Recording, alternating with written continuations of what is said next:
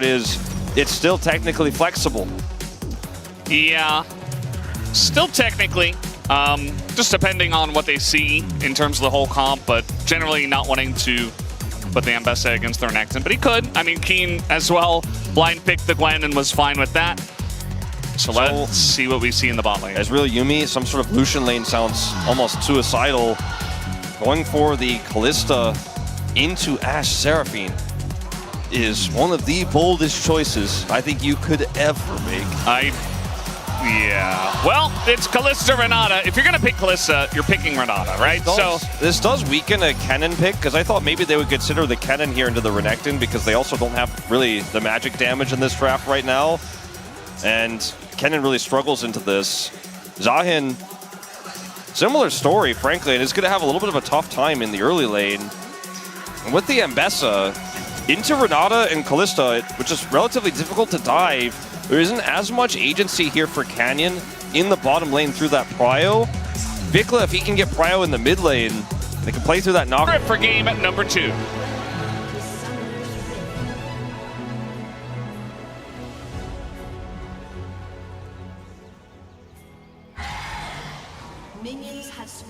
All right, Valdez, here we go.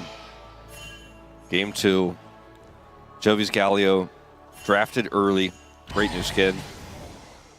It is going to be a tough game for BNK with this draft, but they have tools. They have the global of the Nocturne. Like you mentioned, it's very easy to kill Seraphine with this pick and the setup they have. But in a lot of ways, it feels like whether it's Seraphine or anybody else, in order to win team fights, they will have to win them 5v4 at worst case scenario, with the combo eliminating someone essentially out of the fight. So then Diablo can get bailed out, and then they can continue the fight from there, because you're playing into Ashe slows, you're playing into Taunt from Chovy, you're playing into Zahin, who will likely have a second life as well in most of these team fights, and the Seraphine roots and charm as Kalista. When you think about Kalista, you think about almost like a Beyblade, a spinning top that's flying through a team fight, loves to be up in close and personal and melee into a lot of champions, basically just be constantly doing that damage output. The problem is there's so many ways to stop the top from spinning in this draft here for Gen G. And that's what I'm most concerned about for how this is going to work outside of lane, where obviously we're going to have some serious issues here in the 2v2. Yeah, the 2v2, it is what it is. It's Ashe Seraphine. BNK know what they're getting themselves into. They say, well, we're never going to win the lane with what's available, so we're just going to pick this and play for outside the lane. Mid lane early on for Chovy is going to be very annoying as Orianna. This is what she does pretty much everybody, is not really allow you to have all that much fun, chunks you out for relatively low mana costs, and can make your life very miserable. But eventually you get some tank items, you know, can go hollowed. Radiance. That's what I was looking for. And then go into a bunch of armor or even into AP and just clear waves instantly. I think in this game he'll probably go for the Riftmaker second. But we will see. And this has been pretty common in drafts like this. They don't have a ton of damage instead of one particular carry, which will be the Ashe in this game. CC is how you win the game as Gen G, and they have a lot of it. Canyon is lurking in this brush. I don't know if he's going to like what he sees. Yeah, the pings came down. They saw Canyon go into the bush, and so he was just looking to kite it out. Some wards get placed down here. They know exactly where Raptor is, so we'll see if our bottom laners, Ruler and Duro, are expecting the gank to come in, because they're pretty far up the lane. They're keeping Diablo and Kellen at arm's length, as the fears should be coming down here onto Ruler, who has already flashed. He's getting low, and it's first blood for Raptor in the bottom lane as Gen G pushed up and they got punished. I'm not sure about that flash from Kellen, but it's enough to get the full set of summoners and the kill onto Ruler. Kill goes over to Raptor early, which is actually important for his stacks, as we zoomed through this replay really quickly. But the thing about the Nocturne is when you get the kills early, which you're not supposed to really, ideally for the enemy team, not supposed to be able to get those pre-6. That means your cooldown when you do have your ultimate is going to be so much faster, even on the first ult. Yeah. And so that is really, really important for the tempo of this game, not to mention the fact that now the Kalista has a significant advantage in terms of gold and is able to pick up Berserker Greaves right away. It is so huge for Diablo. Yeah. And so now you got this top lane that's, you know, never going to be fun for Keen, but he picks the Zahen because he's dealing with a lot of close range members on the other side. Like, Genji's composition have a lot of tools when it comes to team fighting later on, but if bottom lane gets behind and top lane's already struggling and mid lane as well, maybe BNK can get some kind of momentum going, especially with just like a cheeky little early gank from the Nocturne that you wouldn't normally expect. It could be enough to, you know, kind of catapult them into the lead in the mid game and maybe win this one. So we'll have to wait and see how they manage this. Certainly, a lot of the wins, the upset wins we saw from BNK and the dominant victory we saw yesterday over D+, were strategic choices, strategic drafts. Even there was a single game win they got over Genji, same story. And that type of pathing from Raptor, unusual, very strategic. Will get them a pretty nice lead here to start things off. We won't see Canyon commit further without his ultimate here to set up a dive. Smikla not going to go for the ult there. Chovy will just take the back. But bottom side here, you know, you get that extra lead. It isn't going to last very long, but it means that you're not playing just with one hand tied behind your back constantly in this game. It's money that you're otherwise not going to be able to get down there on the bottom side. Even just the assist feels like you're winning at life if you're the Kalista in this game. Yeah. I was going to say, look who's back. I mean, Raptor's down here once again. I don't think he is trying to get the gank. I think he just wants to pick up the Scuttle Crab and hit 6 off of it. If he has done this correctly, he's also starting the Dragon, so... I mean, I believe Ruler just did his first back, so he didn't have items. He had to back. They knew that, and they were like, all right, well, with no Ashe here, we can get the push through. Canyon's looking for a potential steal setup. He's going to have to just kind of walk in, and he is going for it. Really wants this early drink. It comes down, and Canyon does it again. And even ults in with level 6 and forces the flash over the wall. But Raptor still gets the kill. Genji get the first straight, though. I mean, Canyon is... He is not... I don't even want to say he's walking the tightrope. He's doing cartwheels over the tightrope with a blindfold on with the risks he is taking in this game. But he's like, Ambessa's got a lot of dashes. I'm going to show you just how many. Hope your smite finger's ready, Raptor, because this is how I'm going to play this fight. And even with the spell shield onto his ultimate from Raptor, he's still able to flash away. As Clear's looking for an aggressive play here as the empowered W. Yeah, Keen in a little bit of trouble, but not really having enough pressure to get the kill. And yeah, I mean, Canyon, I don't know what it is against BNK. He's like, no, I'm just going to steal all of your things, as we do have the arrow coming down into Kellen. But, again, not enough pressure to actually drop the kill. But it's still a very nice early lead here for the side of BNK. 2 kills now for the side of Raptor. The bottom lane is going swimmingly, as good as you could hope for it to go, essentially. And now we're even looking for a little bit more. We get the zoom in, level 6. Yeah, no flash here for Ruler still. Oh, he has enough space. Sidestep on the handshake. And I think if they get anything there, like the handshake connects or Fate's Call is close enough to catch, the Raptor can look for an ult play. They still want to make something of this. Yeah, I mean, they know this is possible. Raptor's just going to run at them. And Ruler, I mean, there's really nothing he can do except barrier eventually. And now, with the paranoia coming in, he will pick up the kill on a Ruler in the bottom lane. And just like that, Raptor is 3-0 in this game. Quintessential Raptor early game. He's just making it happen. Aggressive pathing, getting into the back line, going into the enemy jungle, and finding these wraparound angles. He is 100% KPs, all 3 of 3 on the kills. And he's pushed Ruler out of this bottom lane again. 400 gold here, the lead for Diablo. And now Genji in a really awkward spot in this early game. This is not the early game they were hoping for with this Ashe pick. As God, this play here from Canyon. Comes over, has the dashes, and gets in here. Wait for it. 1070. Getting lower, gets the smite, gets hand shook, ults, Raptor, spell shields it, still has enough distance, gets the flash, so forces the follow flash. And here Ruler goes to ward, and unfortunately finds out that his worst fears were realized. That guy's already here! And a really nice ult here from Raptor the Paranoia, allows him to close that gap one more time.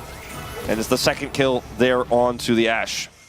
And now he has Hexblade as well, so the ults are coming, and they're coming fast. Yeah. They absolutely are, and it's kind of insane what he has been able to manage early on as the arrow The timing, excellent here on a Vikla, who does have his flash, but now a Canyon coming in. Vikla just going to throw a shockwave and a flash to try to get away, but he just TP'd here, so not a very comfortable position for our Orianna player. I mean, the thing is, Ruler is just like, I've seen 1,000 TPs. I know that timing. I know where you're going to land. And he just says, you think you could just TP back to lane casually?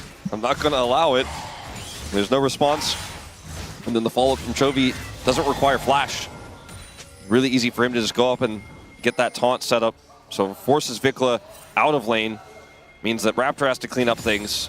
It's a huge tempo swing here for Chovy in this mid lane. Obviously, the early game was tough. He's completely out of it now. Yeah, he's just biding his time, trying to build up to that Hallowed Radiance. Some Raptors going to be stolen by Raptor. Stolen. I got there in the end. He does this very often, so kind of getting to me. He is going to take down that ward as well. Just trying to further his lead as much as possible. Canyon just trying to power farm to keep up as much as possible. Raptor's here. He has his ult, of course. Canyon is really far away. That root's going to buy some significant amount of time, and there's no wave, so... They have flashes this time, though, so... I just don't think they can commit without a wave. Yeah. Canyon even stops going over there. Goes straight to his Raptor camp. It's a calm before the storm in this game in a lot of ways. The BNK have generated a significant lead in the jungle and in the bottom and top lanes, but it's not enough to yet feel like they're in control of this game. They lost the Dragon to the Smite fight. Gen.G have so much to rest on in this game because they have the Ashe Seraphine comp, the anti-Kalista, all the CC. And this Renekton hasn't been played through really just yet. See what he can do in these team fights, because he's another melee that if he doesn't get charmed or rooted or taunted or ulted by Ambessa or skewered by Keen, can get a lot done. It's a lot of things he has to avoid. Picking up what I'm putting down. Yeah. Canyon is top lane, so this Dragon will be BNK's. And of course, this is calculated. Canyon not going to try to put his face on the line to try to steal once again. Raptor not even going to smite this one down, and it's Mountain Soul that does come in. And Wave is here a little bit for a potential paranoia. They're not going to commit, though. It's just too thin. So it is just Dragon, like you say, into Mountain. And it's both of these comps love the Mountain. I think that the Kalista, in particular, always enjoys some additional resistances, especially when she gets later on in the game and likely to pick up a Jack shows. So even individual Mountain Drakes feel quite nice. And we're just kind of playing this slow mid-game out, or we're cresting into the mid-game now, where the lead for BNK is huge in terms of the gold numbers. But how well can they translate that into getting this Kalista further ahead in the mid-game is the question they still have to answer. And why I think even a BNK fan is not ready to fully trust that they are in the driver's seat in this game just yet, as Raptor has done so much. I don't think he could do any more in this game, and yet still feel like he's going to have to if they're going to hold on to this gold advantage. Yeah, I mean, Fed Nocturne, again, can be very scary. You know, Vikla doesn't need to be fed to put the ball onto Raptor and press R onto Seraphine, which should be the main target, or even Ashe, you know, depending on the situation. But if you could take away a lot of that utility in the very beginning of the fight before he's even able to press any buttons, you're going to love it. And now they're actually trying to get onto Chovy here, it looks like. Want to utilize this Nocturne as much as possible. The taunt comes down and Chovy gets phase rush, so he's just... That's not going to work. Might be able to make something happen in the bottom lane if they commit the roam from Vikla. Vikla has just not been spending any time outside of lane. Doesn't have his teleport, and he's still, you know, early days here on this Rod build he's going for, which I know is going to make a lot of people roll their eyes in this game. But he doesn't really hurt that much the enemy champions anymore. With the build that Chovy's gone, he's just able to walk it off every single thing that Vikla throws at him. And with no TP here, if he committed to a roam, it could backfire immensely. The game is just, again, slowed down to a halt. And that gold lead, if you pulled up the graph, you'd see it's dropped about 50% here for BNK, what they had before. Still grouping now that they have the side lane Orianna to potentially look for a pick in the bottom lane. And there isn't really anything else they can go for. I mean, they have immaculate vision around this dragon, but it doesn't spawn for 2.5 minutes. Yeah. I mean, essentially, Raptor's just trying to hover around Vikla, and Chovy's like, dude, I know you're here. Yeah. Very obvious, and also I have a ward. And again, Chovy's just such a difficult target to take down just with the two of them. I mean, there is like one ward on the whole map for Gen G. Okay, there's three. One of them was covered earlier. There's the control ward, then those two wards defensively on the bottom side of the map. We got a couple over here as well. But the like map is completely red otherwise. Like, they have done such a great job of choking Gen G out of the bottom side of the map without getting kills, and then making sure they can continue to apply that pressure without any consequences. And, you know, that means that it allows you to pull Gen G around, grab some additional plate gold in the mid lane, keep that Kalista ahead. We have to keep asking the question, is this enough of a lead? The TP will come through for Chovy. They're just going to catch this wave. The Herald is up, so they lost Prio here on that TP from the teleport from Chovy. Let's see how BNK play this. They do have clear with TP. He's going to grab a plate himself. And actually, Gen G back away. Yeah. Gen G are backing off of the canyons down on the bottom side. We saw clear actually going in. But yeah, they are going to see Raptor moving over here, and I think they're just electing to say, well, at this point in time, you got a Kalista on one item, the Nocturne is gigantic. Let's not take any risks. Yeah. I think that's fine. You know, you do have Zahen, you've got Mbessa, you've got Ashe. I do feel like, you know, given enough time, a little bit more tankiness, maybe you can sneak some of the dragons. If they get into a 5v5 team fight and not die to the Nocturne, they're going to be in a good spot, and I think they can do that a little bit better. However, a little bit later in the game. I agree with the choice from Gen G, because this is how you could lose the game with certainty, is losing a fight there. Yeah. But the Herald value is, I mean, you're not going to feel like good about dropping this Herald, because if they kill that mid turret, this Fed Nocturne is just completely unleashed on the map. He can do whatever he wants, and Ruler will never be able to farm without assistance, will never be able to farm without help, or he would just be obliterated, especially with Bailout, you know, potentially on the cards with Kellen being nearby. It is so easy to just constantly keep him underfoot. And so this is an extremely high value Herald, especially because the timing of this with the Dragon guarantees Prio here. Now, they don't necessarily be able to get the whole turret here, but it is going to be a big chunk. And that Prio guarantees that they get this Dragon set up here. I feel like it's a little bit early from the side of BNK, but they get total control over the river, which is the main thing. They have the sticks in the Dragon from the Kalista. Surely they can just time the smites here. The ult is not going to land, and oh no! Not like this, BNK! My God, I don't know, my everything just flashed before my eyes watching that volley come through. Because you and I both knew, like, that 57 health is not it. It was way too early. 57's not, it's not a high number. But in terms of smites, it is high enough. Oh, and now they want to dive. This could be, oh, they're not going to land the arrow, but it's still a lot underneath this turret, and Clear has nowhere to run, and they're just so tanky already.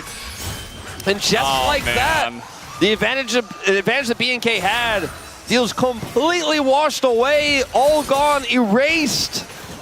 And now Diablo's trying to get plates here. I think he'll be okay, but you can feel the pressure from him. He wants to get as much as possible. Gen G take a gold lead. They take control over the map. They take their second Dragon of the game. And for BNK, they opted. They opted to commit to the smite there and just get out, not try to force a fight, just say Dragon's enough. And they did that.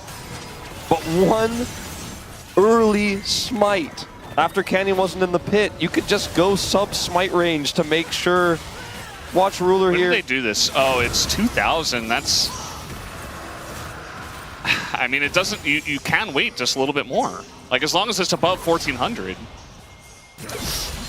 Yeah, yikes. It's... Okay. And now, in live, Vikla shockwaved, and now he's going to try to flash away. Canyon says, you're not getting away from Mbessa that easily. I will collect the kill. And bad turns to worse for BNK as Gen G. They will feast on any amount of room you give them. It's looking like this game might be heading towards sunset territory for BNK's composition. And I hate to say it, but in Game 1, their comp had so many holes in it into what Gen G had. In Game 2, I like their composition better, but it's so all in and so strong at only certain moments in the game. if you really lose control, because they had all the edge they need to win the game. They had all of the setup. Like, they had the Fed Nocturne, they got the Herald, they had Dragon setup, and it's just dominoes falling one after the other. And you can't climb out of the hole with this composition if it falls behind enough. I think maybe BNK get one more fight, one more opportunity, one more bailout angle potentially, or some crazy Nocturne Orianna combo. But I think one more chance in this game is all they'll get. They mess that up, they're unable to get it. I mean, it'll be sole point for GenG if the Dragon is secured once again for them. Yeah. And they don't want to be avoiding fights. They want to fight with the strongest. Uh-oh. Yeah, that's going to be the Fate's Call already utilized. You do see the taunt immediately as he comes out, and Kellen has to flash out. Meanwhile, he gets charmed up by the Seraphine. Not in a very good spot. Bailout on Diablo, he immediately dies. And Raptor all alone. It's a very broken up fight for BNK, but it's 5 men strong for GenG. As Chovy, he is hunting that backline, and he will make that play happen. 3 seconds on Baron. 3 seconds on Baron when this happens. It's free. It's free. It's so free. There is no jungler. There's no damage. Pickle doesn't have Shockwave. He's sitting on a Rod of Ages that's not complete. He can't hurt a fly. This Baron is just going to go down right away, and Clear is just going to hope to trade it for a turret here with Vikla. But that fight was the last chance I was alluding to. And it slips through their fingers. They get absolutely crushed. GenG snatch this victory away in a split second. Baron's up. Suddenly, what was a 1,500, nearly 2,000 gold lead for BNK for all of the early game is now a massive lead for GenG here. As the arrow comes through, the root's there, they get the Fate's Call, and then it goes in onto Chovy for some reason. Flashes, but the charm is already out. It's a double charm here with the extension, and it's just easy as pie. Frankly, to clean up with this draft is GenG. They get a single CC, and it's just layers upon layers, and that Kalista top maybe never is going to be spinning in this one. Yeah, I mean, the way BNK win fights, if this were a more even game, is through the Orianna Nocturne combo, you get the follow-up. You know, Kellen throws himself in, a little bit of engage Renata, right? Everybody piles on with essentially 5 melee, it feels like. But if you're getting engaged on and Kellen's throwing himself into a Galio just to get taunted and Diablo's left all alone, you're not winning a single fight. And especially not when you're this far behind. As now Vikla just runs into them and GenG say thank you very much. We will pass go and collect 370 as we do have the taunt coming down the charm there on a Diablo. As he's just running away, and GenG are just styling on them now. A root comes down on a Clear as he's free food as well. And he's looking a lot like solo queue. And BNK are just getting rolled now, 20 minutes into the game. It's just 7,000 gold lead now. This turret is just dead. And GenG can go ahead and grab Soul Point. They seem only vaguely interested in that, as they'll send Canyon over alone. They're like, I guess. I guess sure. an inhibitor is pretty appealing. Diablo nearby and 4 seconds on Vikla. They might not be able to get that whole inhibitor, but they're so ahead. I think they could have gone for the try. Instead, they'll send Chovy over here. They'll take out an additional turret. And 7,000 turns to nearly 9,000 gold, the advantage. Yeah. So a point in pocket. And watch this. This isn't even chain CC onto Vikla. They both just kind of aim at him, and he dies. No flash. Just running at them. Like, both of the CCs were just angled the same way towards him at, like, different cross angles. Yeah. He's hit by both. He's dead. He has no flash, as you mentioned, and he's coming in on a flank angle. They read it. They destroy. And then from here, it's just, this comp is so oppressive from ahead. You just keep going in. Yeah. And everybody one full hostile health. takeover is just, Yeah. it's like the only thing you have. It's feeble in comparison. Yeah, it It's like feels putting very your hand sad. up against a All right, they're going to chainsaw. try for it, Wolf, as I don't think I saw a shockwave. There it is, and he's just going to flash it. And now he goes Canyon. He says, jump, I will take the kill. And picks up 2, picks up 3. And that's the one thing about BNK. They will never back down from a fight, even if they're 10,000 gold behind. But sometimes it just looks like this, and it's not very fun for them. GenG, though, having a ball, just running them down. Vikla going to flash away. And maybe for now he will survive. But the game is over. The game was over. It felt like 10 minutes ago. The good news is his Rod of Ages completed. Oh.